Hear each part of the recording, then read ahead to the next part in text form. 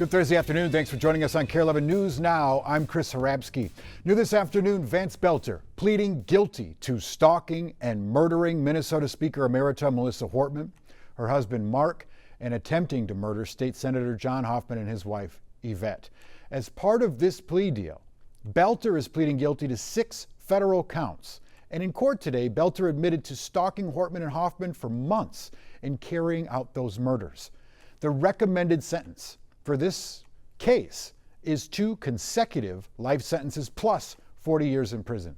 Belter will be sentenced at a later date. The change in plea comes just days after the federal government revealed that it would not seek the death penalty if Belter agreed to this plea deal. The murders of Speaker of the House Melissa Hortman and Mark Hortman, shooting of Senator John Hoffman and Yvette Hoffman, and the attempted shooting of Hope Hoffman are among the worst political violence crimes that we have seen. That this case, as charged, was certainly death penalty eligible, and we would have prevailed in that ultimately in the courts. But the truth is, when you have a defendant that is prepared to plead guilty, take consecutive life terms plus, to ensure that he never sees freedom again in his entire life, that was an opportunity that we just could not pass up.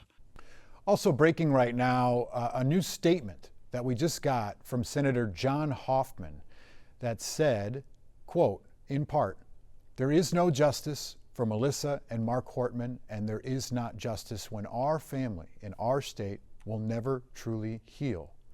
Goes on to say, "The choice we have made to go forward with public service and being present for our community," end quote. Belter's still charged in Minnesota on state charges with 2 counts of first-degree murder and 4 counts of attempted murder, felony animal cruelty, and impersonating a police officer.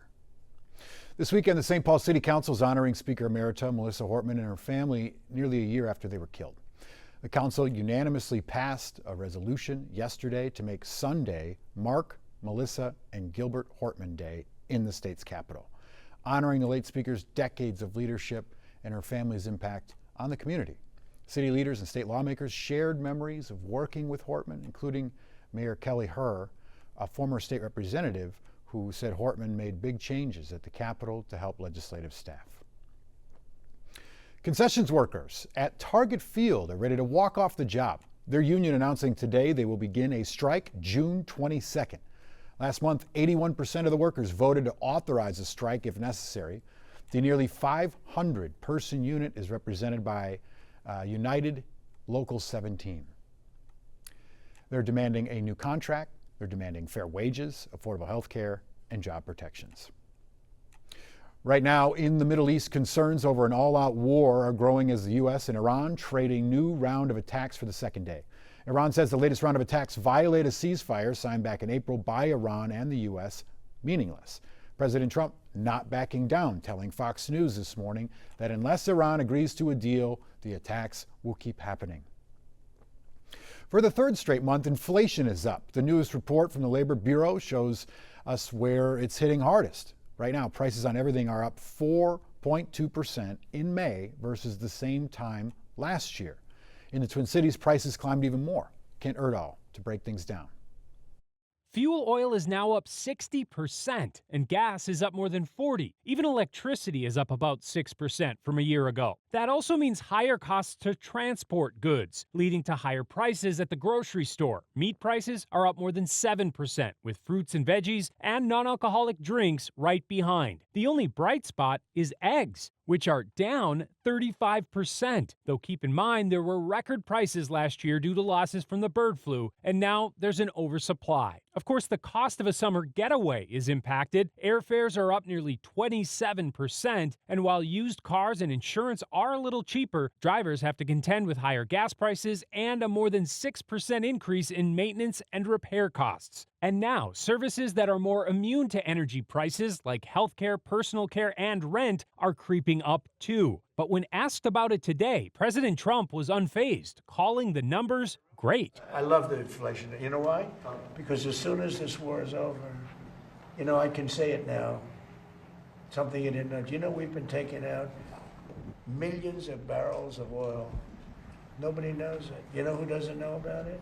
Iran until right now. When the war is over, yes, it's coming down. I know you can't. It's going to come down like a rock. Unfortunately, the empirical evidence suggests and the theory suggests that that is not going to happen. Professor Akshay Rao says history shows even when prices shoot up like a rocket, they almost always come down slowly, like a feather. When there is a shock to the system, the expectation is I'm going to have to replace my inventory at a higher price, so I've got to raise price now. And when the shock dissipates, now my existing inventory is valued at a high price, and I need to recover that before I can start dropping prices, as well as the fact that consumers are now used to paying higher prices.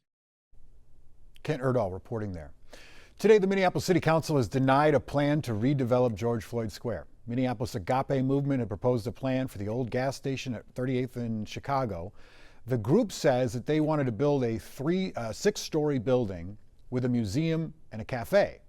That was the mayor's choice for the area. But some council members say it wasn't the plan that they nor the community agreed to. It has been more than a year since the Minneapolis City Council voted to permanently close the trash incinerator known as the HERC in the North Loop. Now, activists are raising a new concern as the closure process continues. Nasira Kelvy has the latest. It poses a huge threat, potentially, to our natural resources. Leslie Mint and her organization, the Zero Burn Coalition, are ringing the alarm about the Hennepin Energy Recovery Center, or HERC. It was a letter notifying Hennepin County that they have been negligent in addressing the toxic ash that results from HERC's operations. More than a year after Minneapolis Mayor Jacob Frey signed a resolution pushing the county to close the facility, Mint's group is getting ready to take the county to court. And ash is a particularly toxic form of material. So in 10 days, the Minnesota Center for Environmental Advocacy will file a lawsuit against Hennepin County. The Minneapolis City Council approved a plan to shut down HERC at the end of 2024, but according to Mint, the process has stalled. Their plan actually states that they have to set a date, and that date is voted on by the county board. They have refused to take that vote. Hennepin County disputes those allegations.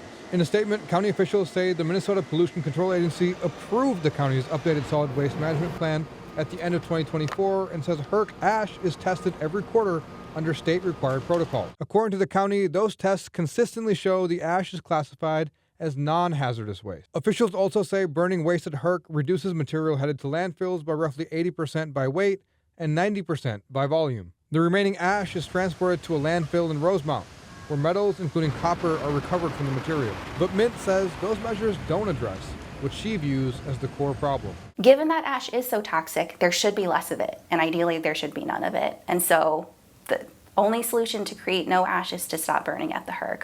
Chris, Hennepin County did push back on the claim that the closure of the HERC has stalled, saying they're still on track to meet their goal of closing down the facility by 2028 to 2040. You can head over to Kare11.com for more information. Thanks a lot, Naz. Business owners on Eat Street are asking for your help tonight. Not only are they still recovering from the pandemic, but the hours-long standoff that happened this week was not far from where Alex Preddy was shot and killed by federal agents back in January. Sammy Selena heard from owners in that area about their concerns. The story of Eat Street is one that Tammy Wong is especially fond of. Egg roll. They love egg roll. They just want to come here and eat egg roll. She owns Rainbow Chinese and has been here for 4 decades. Nobody want to come to the neighborhood years and years ago.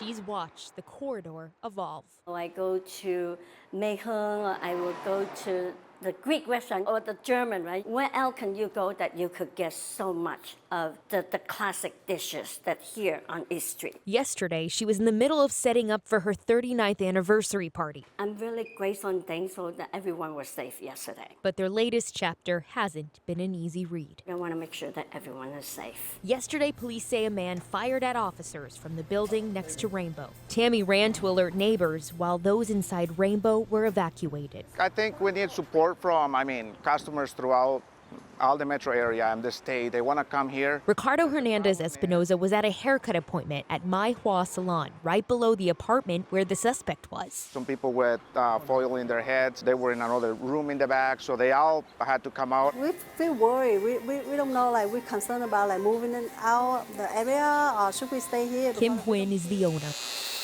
She's thankful customers came today to support her. To shouldn't happen, and then we had to close the shop for a while and then open back, and then it's happened again. Just 6 months ago, Alex Pretty was killed by federal agents about 2 blocks away. Kim says business took a hit. I really love this area. It was like all the good food around, our Asian people, and then I love here. I make the black bean sauce. Tammy's staff, who couldn't be evacuated, spent the afternoon making sure officers had food and water while they monitored the suspect next door. I want to make sure that they are taken care of. She says businesses here have given a lot to the community, and they need support to stay. I think that loss will be huge to the community. She hopes their stories aren't defined by tragedy. Even for like a chef's day off, that they would want to come to East Street to eat. But by all the beauty she finds here. So we continue to need that support for all of us. Sammy Solina, Kare 11 News. Stick with us. We got more news and weather coming up after the break.